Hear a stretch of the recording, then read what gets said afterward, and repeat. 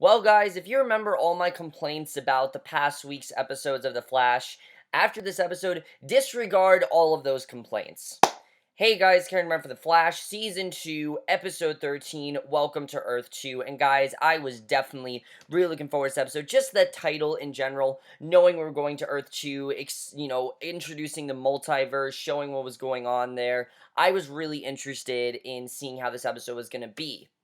And without a doubt, this was definitely the best episode of the season. I mean, a problem I've had with this show so far this season is that the main thing with this has been like they've talked about Zoom on the back burner, but it's kind of gone away. And this episode was just fantastic. Really, they got everything right in this episode.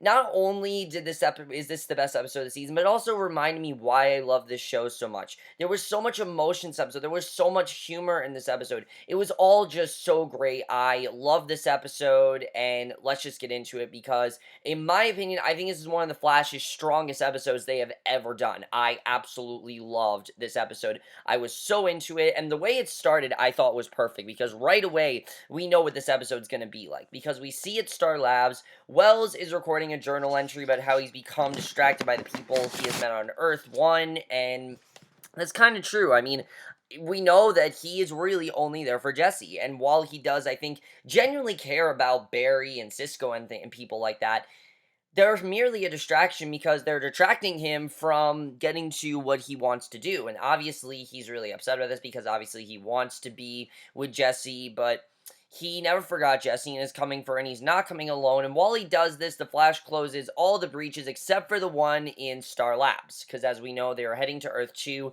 and it just started this really hopeful tone. You know, Wells thinking that finally this is gonna go right. Finally, I'm gonna be able to go back to Earth-2 and maybe see my daughter again, and I loved seeing that. Great way to start the episode, and I definitely really enjoyed that. So Barry has a sort of goodbye dinner with Joe and Iris, which didn't seem like an important scene, but I think it's probably one of the most vital scenes of this episode, and I'll talk about why. Basically, he's gonna head to Earth-2. Barry admits that he never told Henry that what he was doing, and he worried that Henry would try to talk him out of it. And when they are alone, and Iris asks Barry if he's doing this because he thinks there's nothing left for him on Earth-1. And this was very interesting what came up, when she said that, because, yeah, it's kind of true. I mean, Barry's been very depressed lately. He really has. And while he definitely has seemed happy, ever since what's happened with Patty, he's been quite different. He's been much more depressed. He's seemed very much like he doesn't really know what to do with himself. And he assures that while he misses Patty, he loves his life. And Iris tells Barry to win and come home. And Iris, after all those episodes of Iris having not a lot to do, this was definitely the return to form for Iris. Candace Patton killed it in this episode. And if you guys don't know why I was upset that she was not getting what she deserved, this episode should tell you. I mean, watch her in this episode. She truly is fantastic, and I thought she did a great job here. So at Star Labs, Jay lectures Barry and Cisco that everything they see will be weird and raw, and it's going to be different to them, and that it's definitely not as safe as they think, and they should not get personally involved. They should focus on the mission. You know, the mission is to get Jessie and obviously find a way to neutralize Zoom. So Barry tells Jay that if they aren't back in 48 hours, it means that Zoom won, and they should close the breach. And I love this scene because Jay knows that this could end up really bad for them, but he's letting them go because he has hope. And everyone seems to have hope in this episode, and that's something I feel like's kind of been lost this season, is that they haven't felt as hopeful. And here I think they really do have that, and basically Cisco gives Kalen a letter to his family if he doesn't make it, and everyone says goodbye, even Joe and Wells, which I really like that scene, especially since we know that Joe was being the shit out of Wells last week. They're still saying goodbye to each other, just being civil. I really like seeing, I mean, it's the right thing to do, obviously. Wells is there for the same exact reason that Barry's there, and I like that Joe, despite the fact that he strongly, I mean, I think wants really nothing to do with Wells, honestly. I think he'd be a lot better if Wells was just gone. He does understand why he did have the respect to say goodbye to him. So one more warning about not getting distracted. Jay powers up the speed cannon. Barry grabs Wells and Cisco, and they go into the breach, and just such a great scene here. And very interesting. Remember in the finale when we saw brief flashes of things that are definitely going to happen on the show, like Killer Frost, who we do see in this episode. I will get into that.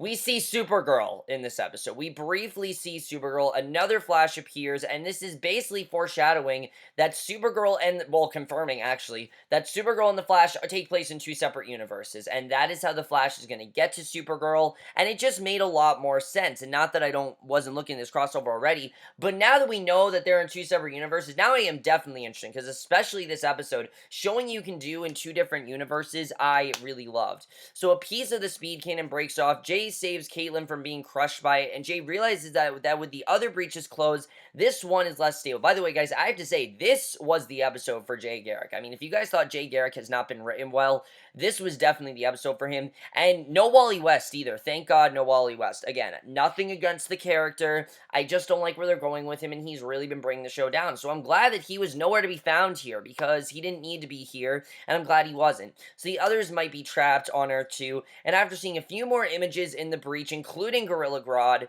they arrive, which we are definitely going to come back to at some point. Gorilla City, we know that's going to happen. We're going to get to that. They then arrive on Earth-2, and this is where things just get amazing. The city practically shines with technology far beyond that on Earth-1. I mean, this is clearly a much more significantly different city than Earth-1. I mean, this felt more like a future than it did the present, and I thought that was definitely very interesting, and it makes sense. It's a different world. I mean, things are different here. There's, a different style of clothing, cars, just everything is different, and that's one of the best parts of this episode is seeing the difference in style, the difference between the way that Earth-2 is juxtaposed to how Earth-1 is. And Cisco and Barry are stunned by everything they see, including a very kind, normal Henry Hewitt working at Star Labs, which I thought was actually kind of funny, because this is someone that usually there is, a metahuman, and they're very much against, and I really love seeing that, and just seeing these two, taking selfies and things like that. I mean, that's something that Barry and Cisco would do, and I love that dynamic between them. Great stuff. I love that. So Wells brings Cisco and Barry to his office, where the news shows that things are worse since Wells left. Things have not gotten better, and we find out that Mayor Snart, yes, Cold's father is actually the mayor in this. He has issued a curfew to protect the citizens from Zoom, and Cisco puts on his glasses trying to vibe on Zoom, and when it doesn't work, they realize that this world's frequencies are different, and the glasses are not going to work, because they need to find glasses that are going to work, which I think makes a lot of sense. I mean, obviously, these glasses, they got them from Earth-1. They're not going to work in Earth-2. I thought that just made a lot of sense. That was something else on this episode did very well. Everything seemed to make a lot of sense, and they really, I think, took a lot of time in showing what's different in Earth-2 than Earth-1, and that's something that I think is very important here. While this episode was about getting Jessie back, this is the beginning of a two-part episode. Actually, no, I think a long arc. I believe this is going to go on for a while, and this episode was mainly about aesthetics. It was just showing the comparisons of the city, and I really love that. And like I said, I really think they went all out with this episode. I really was a fan of everything they did with Earth-2. So at that moment, Barry's Earth-2 double appears on the news talking about Detective West's work against Zoom, and of course he thinks he's talking about Joe, and he's also a CSI, though he wears glasses and dresses very differently than Barry. This one is a lot more nerdy and is very much like Clark Kent. Like, if you guys thought that Barry was nerdy now, nothing compared to the Barry in Earth-2. So Barry speeds off, returns right away with his double, and the Earth-2 Barry is freaked out by being abducted by his own metahuman double. And I like that Barry is kind of a coward in Earth-2. I like seeing that. I mean, he is not a superhero. He's a normal human being. He's freaked out constantly. It really showed how much of a range Grant Gustin has. Let me just say, I think everyone really gave some of their best performances on this show, because something that's very hard to do, it's hard enough to play a character and develop it over the years. What's harder is to take that character and play a completely different side of it, and every character had to do that in this episode, and just seeing the difference in all of these characters works so well here, because some of them were so shocking, and especially the Earth-2 Barry, I really love seeing. I think Grant Gustin really pulled it off perfectly, and his scene where he was freaking out at meeting Wells, and treating Wells like this huge celebrity, oh my god, I mean, compared to how Barry acted when he first met the first Wells and how he acted then. He acted very calm, very subdued, not freaking out, but he was like, obviously starstruck, but nothing compared to this. And then Barry's reaction was just great. So funny. This was also probably one of the funniest episodes of The Flash I've seen in a long time. I mean, that was hilarious. So Barry renders his double unconscious in order to take his place and find out what the police know about Zoom, which obviously makes sense because one, you can't have two Barrys running around. It's just not a good idea. It's going to get confusing. Two, they need to focus again on the mission. They can't get attached, and Barry clearly does not want to get attached.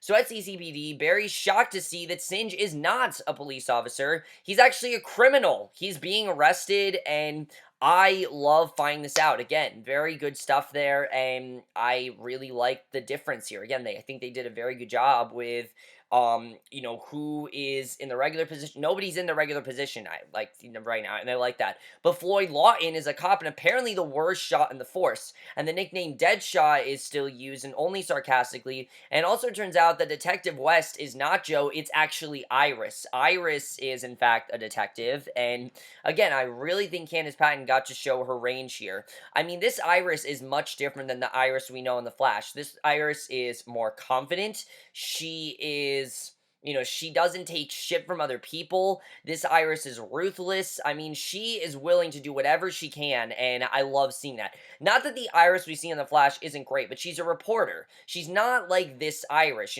This Iris is, Iris in Earth-1 is not like this Iris. This Iris will take out a gun if anything bad happens. Iris in Earth-1 obviously is not going to do that, and I love seeing that.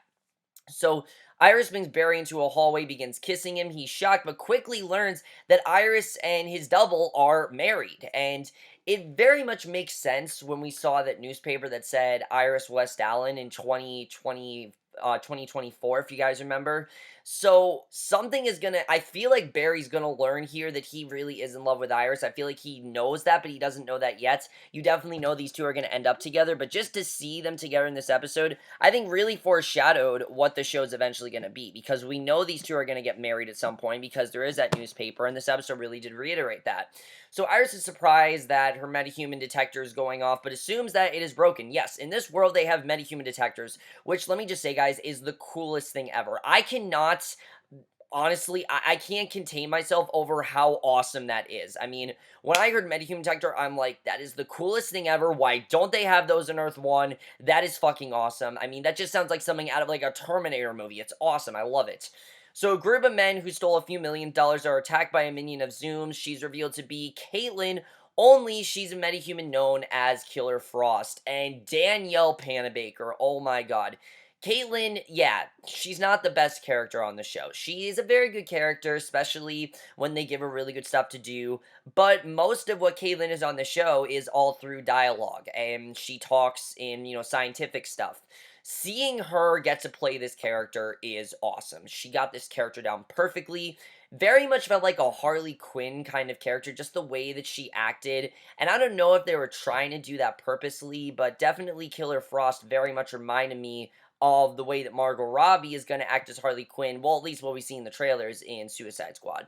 So we see right away the kind of villain she is. I thought this was the perfect introduction. She kills two thieves, stabbing one with icicles and freezing another while kissing him. And she's joined by Ronnie. Yes, Ronnie is alive in this universe, which makes sense because, he wasn't killed. He has Firestorm's powers, but goes by the name Deathstorm. He uses these powers for evil here. He doesn't use them for good. And he tells Killer Frost that which makes sense, because if you remember, when Ronnie was first introduced, he wasn't really a good guy. He was doing things because he didn't really know how to control himself, and it would make sense why he would go into this territory, because he doesn't have Barry Allen to help him out, and he doesn't have Stein either. Stein is not here, so... And it makes sense, as I understand why they did that. Obviously, they can't get Victor Garber because he's on Legends of Tomorrow. I understand that, but whatever. He tells Killer Frost that some breach is crossed over, and she is thrilled at the possibility of killing them. You can tell right away that Killer Frost just loves to kill. She loves to kill. It brings joy to her, and that's awesome. I mean, not awesome that she loves to kill, but then we get what is by far, I think, one of Grant Gustin's best scenes I've ever seen him do. Grant Gustin is a great actor. He really is. And I really do think that when he's given really good material, he is fantastic. This scene, though, I mean, I almost cried. I really did. And Iris and Barry go into their room. When he turns away while she undresses, she asks what's wrong. He evades and she tells him, and it's just not normal for him, obviously, to be with Iris. But then he's given even more shocking news when he finds out that his mother, Nora, is alive here. She's called and stunned. Barry moves to the phone, sees a button labeled Mom and Dad. He pushes it. Nora answers the phone, and she hasn't died in Earth-2. She is well alive. And Barry obviously doesn't really know how to react here. He's crying silently as he talks to his mom, and it's a really powerful scene. I mean, just knowing everything Barry's done in the show. I mean, season 1 was all about I want to find out who killed my mother and him having to do all of that. And he's kind of gotten over it, but this just hearing his mother's voice, which he probably hasn't heard of probably since he time traveled, honestly, is amazing, and I love that they did that. Very powerful stuff, and it makes perfect sense. It really does, and I love that scene. It was fantastic, and I love that most of it, Barry didn't really say anything. He was just crying, and he was really didn't really know what to say. I mean, this is his mother. He hasn't heard her in so long. What do you say about that? So in Wells' office, Wells is stressing about not hearing from Barry. Cisco isn't worried. He's more curious about who he is on Earth-2 because he doesn't have a doppelganger yet, and he doesn't think he's going to have a doppelganger because, Barry and Wells obviously had one, where Cisco's, and basically Wells tells Cisco to focus on finding Zoom, and I like that that's still the mission. That's something I loved about this episode, is that they still focused on the mission here, and I really like seeing that. So, Jitters is Jitterbug on Earth-2, which I thought was kind of clever, and apparently Joe is the headliner, but Joe also is very different here. This is not the Joe West that we all know. Jesse L. Martin really got to channel, I think, his inner Rent here. Really, he did. And he's singing when Iris and Barry walk in. I've always loved Jesse L. Martin since Rent. I knew who he was before them because I saw him on Rent and I saw him on Smash, and of course he's awesome here, but he's also an amazing singer, and he finally got to sing here. They have yet to give him a song, and he finally got to sing here. And after the song, Joe greets his daughter warmly and his son-in-law coldly, and insisting on Barry calling him Joseph and calling Barry Bartholomew, which I think is honestly hilarious that he kept calling Barry Bartholomew. But it's clear right away that these two do not get along well at all in Earth-2. I mean, they do not at all have the relationship that Barry and Joe have in Earth-1. And it makes sense because Barry's parents are still alive. Joe doesn't take him in. Barry doesn't grow up with Iris the way he did. And we know how protective Joe is of his daughter. We saw the way that Joe acted with Eddie. There were things that Eddie did that Joe was not really happy about. So it kind of makes sense that he'd have that relationship with Barry because Barry isn't, Joe's not a father figure to like he is to Barry in Earth-1 here. So he blames Barry for Iris becoming a cop to pay for his education, and Iris reminds Joe that she loves being a cop and it was her choice, and this was not something that Barry told her to do. It's a very powerful scene. I really loved it, and you really felt, again, just like, what the thing I like about Joe here is that his character's not changed. His character is different, but he's not necessarily changed. He still cares about his daughter. It's just a lot more here, and he will do anything for her, and I like that he was a singer. Definitely very good stuff, and really great scene. I definitely really like that. So we go back to Earth-1, and I like that we did get to see Earth-1. I wasn't sure if we were going to be able to see Earth-1. I didn't know if they were going to still show Earth-1 because of the fact that this was basically focusing on Earth-2. But I like that we found out what was going on in Earth-1 because we needed to, and it also gives us a fantastic twist that I really did love. So Jay works on repairing the speed cannon with Caitlin's help, and it makes sense that Jay would take over, because obviously he is the Flash in Earth-2, and it would make sense why he would take over there. So Joe's there as well. There is a new metahuman in town causing earthquakes. Jay recognizes him from Earth-2, and his name is Adam Fells, and he calls himself Geomancer, and Joe suggests that Jay use Velocity 6 to help fight Geomancer, and Jay is unwilling. He doesn't want to use this, and Joe reminds him that Barry is saving Earth-2, and Earth-1 needs a Flash, and once they're alone, Jay admits, basically, we find out what's going on here. We find out that Jay took Velocity 6 before to get faster, and the side effects are why he lost his speed. And the whole thing with Zoom weakening him never happened. Zoom is not the cause of Jay losing his speed. It's because of him taking Velocity 6, and that's what's killing him. And I think this makes Jay so much more interesting because his writing was getting very repetitive. Us finding out who's Zoom, things like that. that really isn't the main concern now, because now we know that Jay, I think, is obviously against Zoom, and he definitely has a very Zoom definitely has a very big agenda against him. But it doesn't really affect Jay because he's not dying. It has to do with Velocity 6, and I think that makes this just a lot more interesting. Knowing that Jay could do that, I really like seeing that, and I think makes his character, like I said, a lot more interesting, and I really did like seeing that.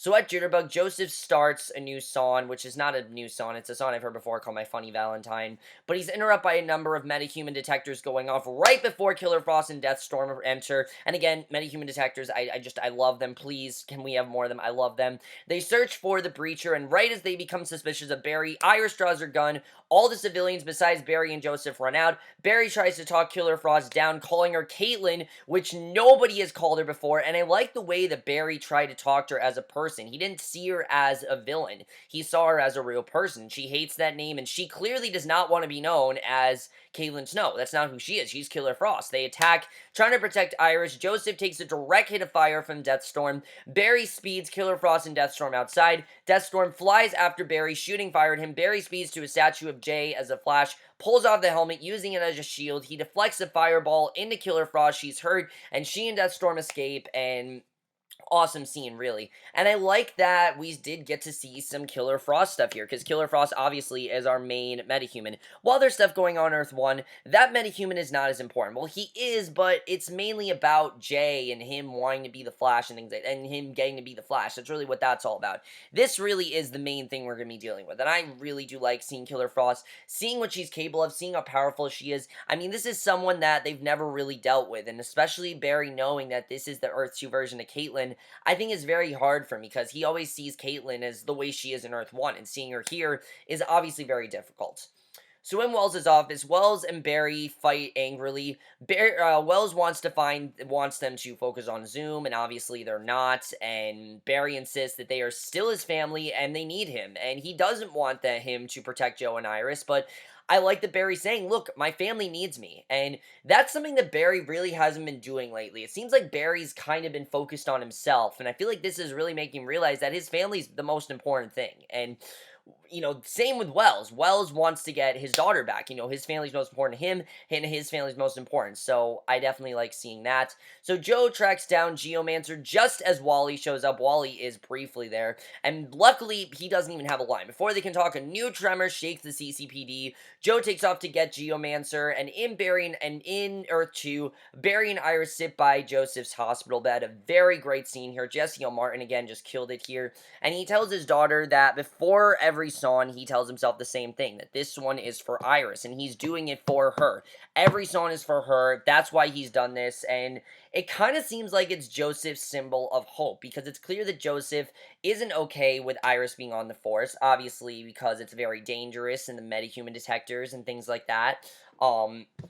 Obviously, safety is his main concern, but this kind of seems like his motivation. Like, this is the thing that keeps me going. Knowing my daughter's alive, knowing I can write these songs, and knowing I can dedicate them to her, that's my motivation. And Joseph tells Barry to take care of Iris, and he dies. They killed off Joseph, and it makes sense. It really does. I mean, obviously, we can't have all these characters on, and I thought Joseph was a really good character, but we really, I think, got the gist of what we need him to do, and I'm glad that not glad that he died, very hard to watch, but a very good scene. I definitely really did enjoy seeing that, and Iris crying was really sad to see, and especially because we know that that is her father and everything, very sad, and I really did feel bad for there.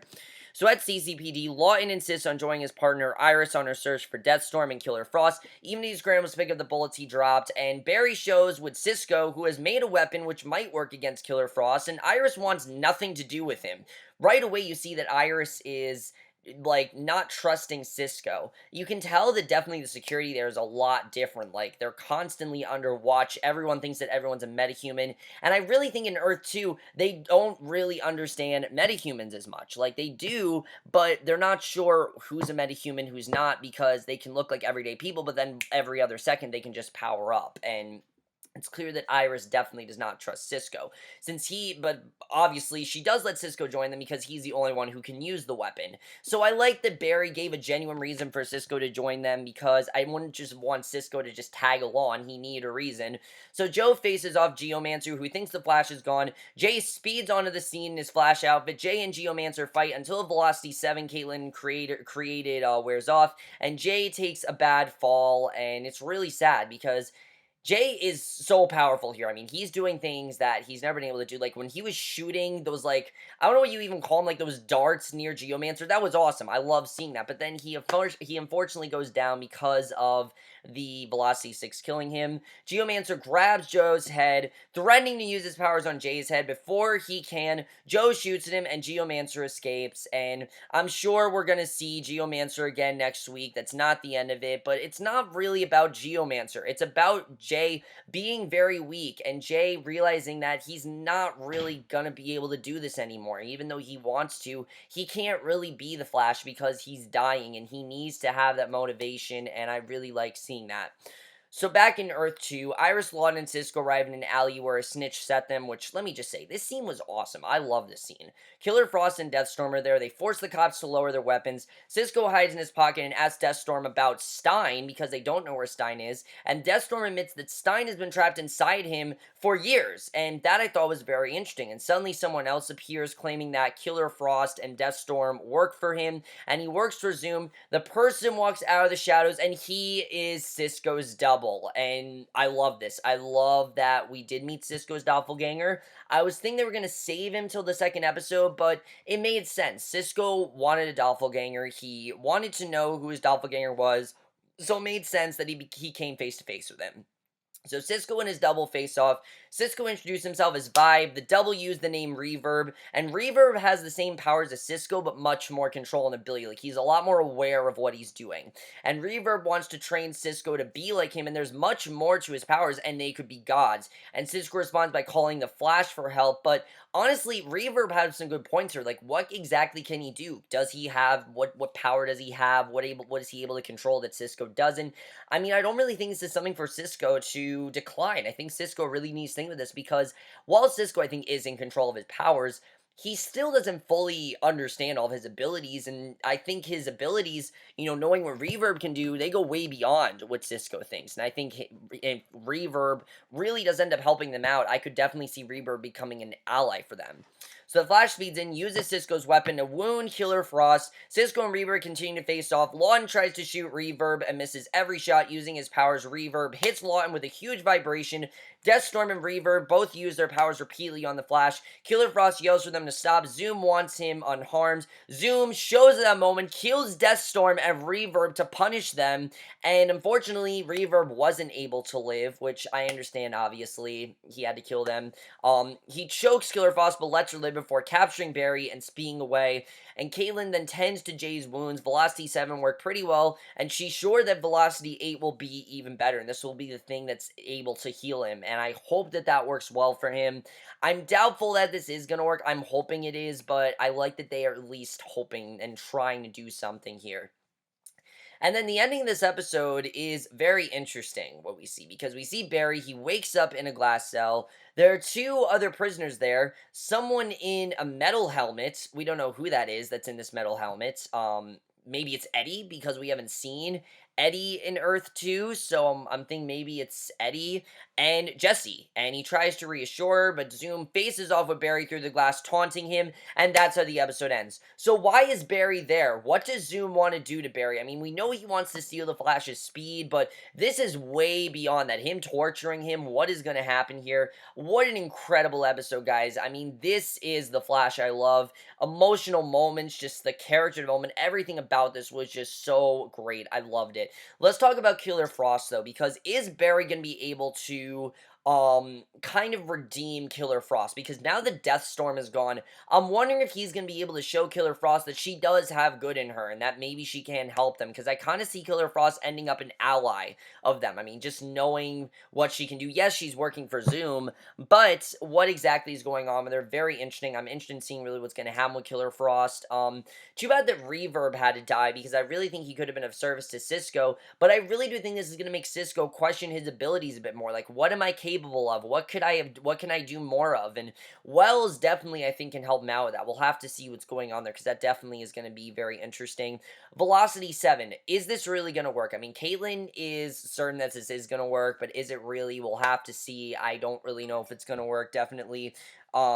I'm interested in seeing if it is going to work, but there's a part of me that feels like I don't really know if it's going to work. I want to hope, but I don't really know. I mean, just knowing what Jay went through, I don't know if it's going to work as well. But guys, I just love this episode. The character dynamics, the stuff that we were introduced to.